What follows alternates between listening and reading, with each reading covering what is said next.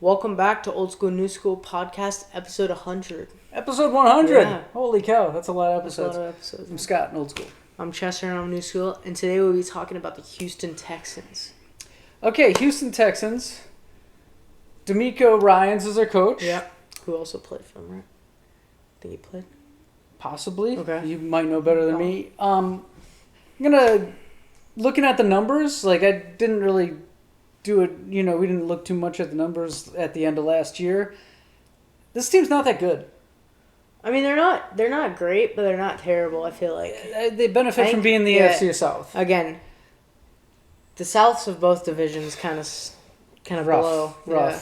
I mean, they were 19th ranked offense, 14th ranked defense. That's middle of the pack. That's not playoff team.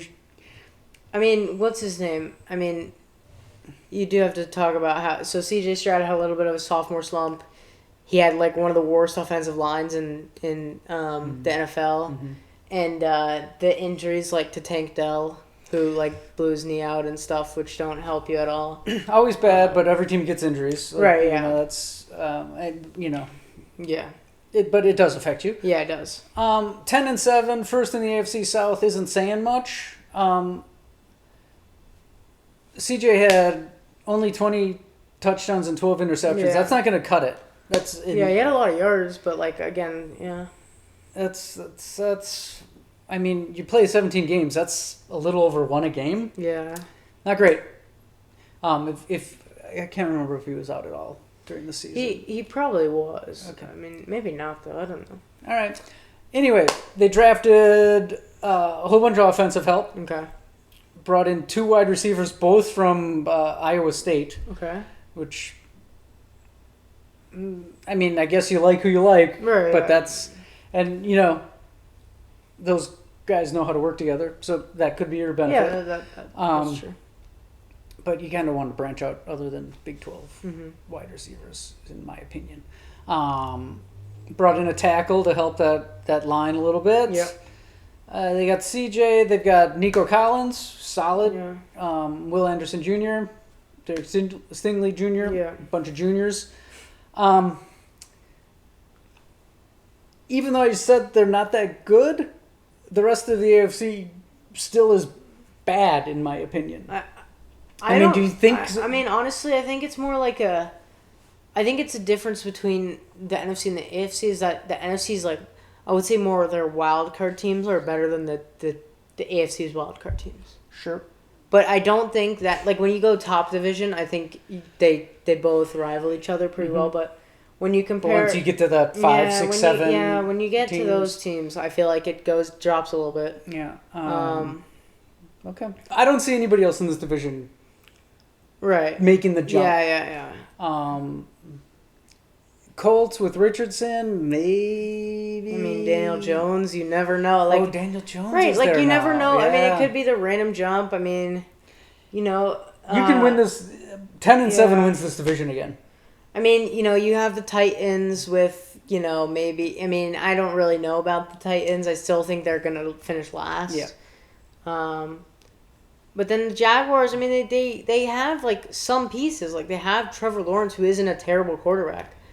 It's just like, will he take that? Can they take this division? I don't know. I'm.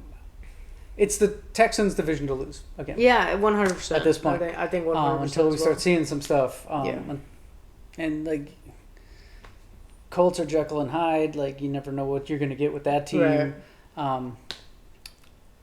So I just sure Texans can they can win the division, make the playoffs again. Are they going making a deep playoff run? I don't see it. I mean, they got to the divisional round again because they beat the Chargers. Yeah. But like it still doesn't really.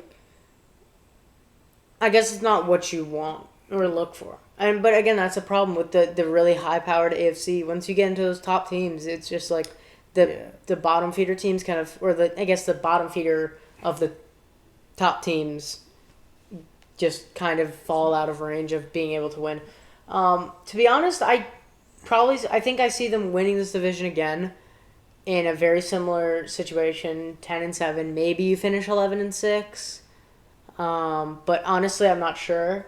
I just don't know if any of the AFC South can really give you a run for your money completely. So that's my opinion on the Texans. Yeah, I'm right there with you. Okay. I see them kind of. I mean, you never know what's going to happen. Right. But right now, on paper, when we're looking at the teams, they're the team to beat in the division, and it's going to be a rehash of last year. I feel like sure they might get out of that first round of the playoffs, but you really think this team, unless they take some big steps, can stay up there with the Bills and the Ravens and the Chiefs? That's a big hill to climb. Right. Unless those teams fall back. I don't know. You never know. Yeah. You want CJ to have a bit of a bounce back. Mm-hmm. You want 30 TDs and 12 interceptions. Right. You don't want 20.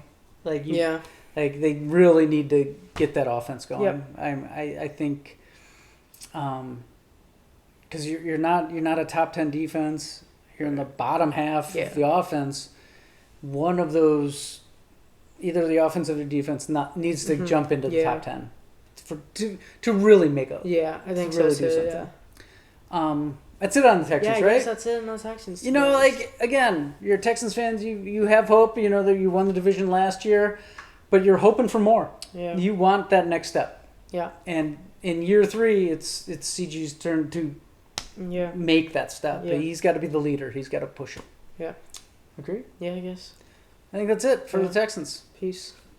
Leave it in the comments. Yeah. Peace. Peace.